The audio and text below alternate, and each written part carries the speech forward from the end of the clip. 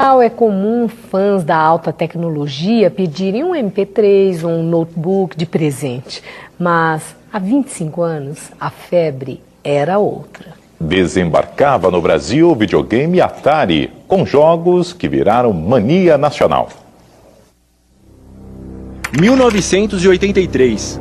O Brasil é governado por um militar, o general João Batista Figueiredo. O Cruzeiro sofre mais uma grande desvalorização, um daqueles infames cortes de zeros. No cenário internacional, americanos e soviéticos, donos de enormes arsenais nucleares, disputam a hegemonia mundial. A realidade inspira a indústria de entretenimento eletrônico, que dava os primeiros passos. As telinhas de fliperama ganham as telonas do cinema, no clássico dentista Jogos de Guerra.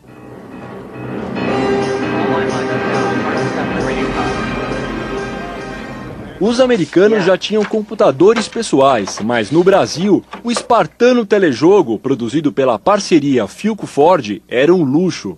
Na tela, jogadores em forma de bastão. E a bola? Era quadrada, mas era o máximo. Então a Philips traz ao Brasil o Odyssey, um salto de qualidade gráfica. Os jogos mais elaborados faziam crianças, jovens e adultos ficar horas nas filas das lojas para conhecer o tal videogame. Mas um oponente à altura do Odyssey tinha surgido nos Estados Unidos no final dos anos 70. Nas telinhas do Brasil, um aviso ameaçador de que nada seria como antes. Hoje à noite esta casa está sendo invadida por um inimigo terrível.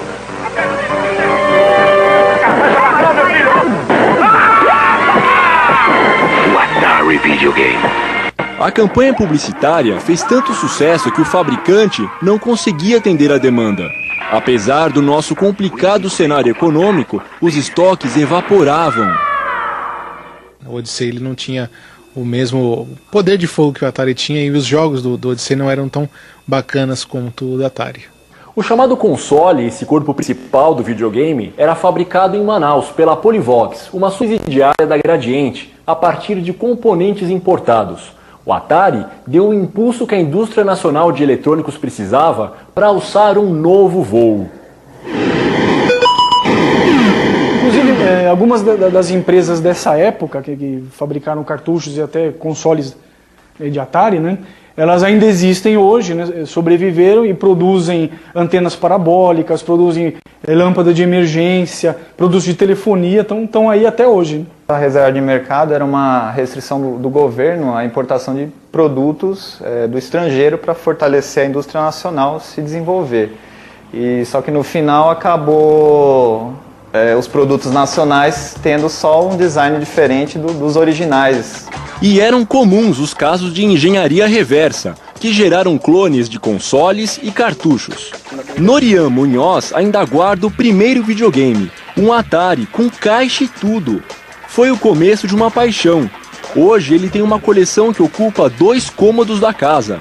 O colecionador lembra que a chegada do Atari definiu a hegemonia do console no mercado brasileiro. E aí em 83 foi o estouro, né? Aí já veio Atari, Odyssey, Intellivision, todas as empresas já trouxeram os aparelhos para cá. E em questão de popularidade? O Atari, sem dúvida. Não tinha como concorrer. O Odyssey ele ficou até perto, assim, porque a Philips fazia um marketing muito forte em cima. Mas o Atari dominava, não tinha jeito. Para a empresa, para a Atari, foi um bom negócio porque deu uma sobrevida a um aparelho que lá fora já estava sacramentado, né, como eu disse. E aí, esgotado, já tinha diversos jogos, o pessoal estava cansado de conhecer. E aqui no Brasil era um lançamento, então ganhou essa sobrevida de ainda vender console, vender jogo. O videogame animava horas de lazer com os amigos. Você fazia uma competição com seus amigos, né? Não era só você sozinho. Como não era todo mundo que tinha, então você competia com eles. Às vezes eu mesmo deixava de ir pra escola pra o quê? Pra jogar videogame, né? Enduro, River Raid, Hero.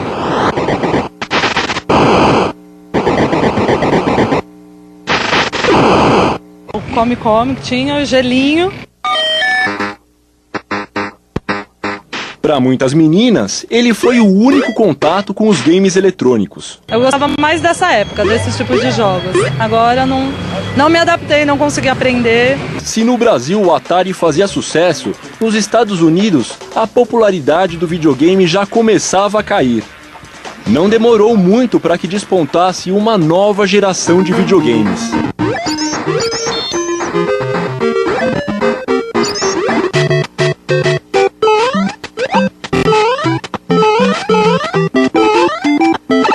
Há quem diga que o golpe final contra o Atari nos Estados Unidos veio como um tiro no próprio pé.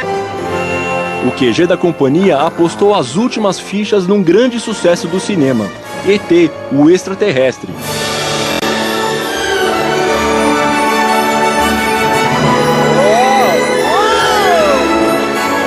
Mas o jogo, meio parado, era complicado demais para a época. O público não gostou.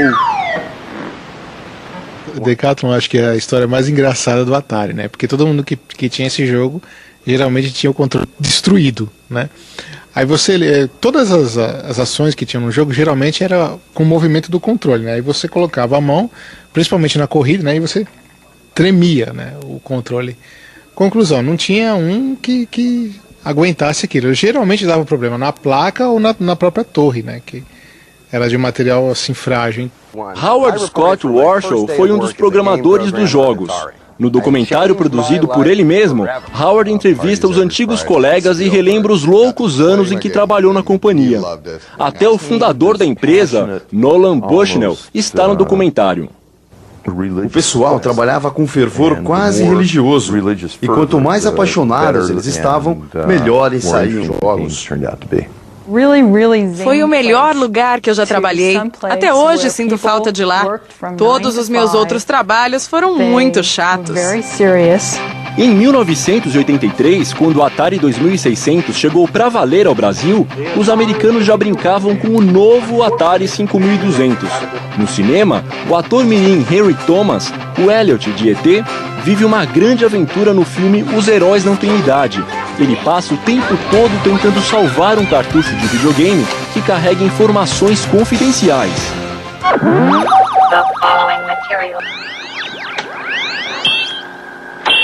Do final dos anos 80 para cá, a Atari passou por altos e baixos nas mãos de muitos donos. Alguns lançamentos tiveram relativo sucesso, como o Jaguar e o portátil Lynx. Hoje, a companhia tenta retomar uma posição de destaque no universo dos jogos eletrônicos, um lugar virtual que teve boa parte dos fundamentos criados por ela mesma. Mas parece que o grande legado da companhia é mesmo o enorme acervo de jogos clássicos. Não é à toa que eles foram os responsáveis pelos êxitos mais recentes, o Atari Flashback 1, lançado em 2004, e o Flashback 2, de 2005. Nos dois consoles, dezenas de jogos antigos na memória. A coletânea Atari Anthology tem mais de 80 jogos e roda em Windows, PlayStation 2 e Xbox. Eu ainda jogo na internet hoje, você procura, você acha na internet, eu jogo ainda Riverhead. Mas quem viveu os anos 80 fazendo campeonatos mundiais de videogame na sala de casa, garante que jogar no computador não é a mesma coisa. Não tem a mesma graça do que você jogar num aparelho real. Você tem o prazer de pegar no controle, pegar nos cartuchos, ter a lembrança do aparelho que você teve na época. Então, para mim, é uma experiência tátil também, não é apenas o jogar.